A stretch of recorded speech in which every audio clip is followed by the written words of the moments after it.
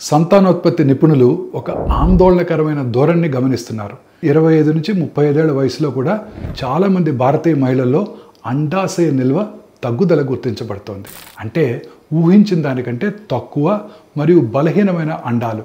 కానీ ఇది అండాశయ క్యాన్సర్తో సంబంధం కలిగి ఉందా? ఇవాళ మనం దీని గురించి తెలుసుకుందాం. తక్కువ అండాశయ నిల్వ ప్రత్యక్షంగా క్యాన్సర్ కారణం కాదు, కానీ రెండింటికి సాధారణ కారణాలు ఉన్నాయి.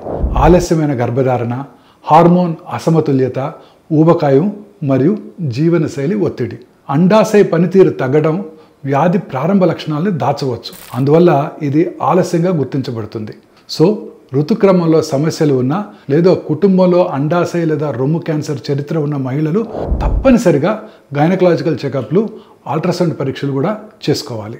సమతుల బరువు కాపాడుకోవటం, ధూమపానం, మద్యం తగ్గించడం మరియు ఒత్తిడిని నియంత్రించడం సంతానోత్పత్తి ఆరోగ్యానికి సహాయపడుతుంది. తక్కువ అండాశయ నిల్వ హార్మోన్ల ఒత్తిడిని సూచిస్తుంది, క్యాన్సర్ని కాదు. కానీ జాగ్రత్త అవసరం. త్వరగా పరీక్ష చేయించడం రేపటి సంతానోత్పత్తి మరియు దీర్ఘకాల అండాశయ ఆరోగ్యానికి ఉపయోగపడుతుంది.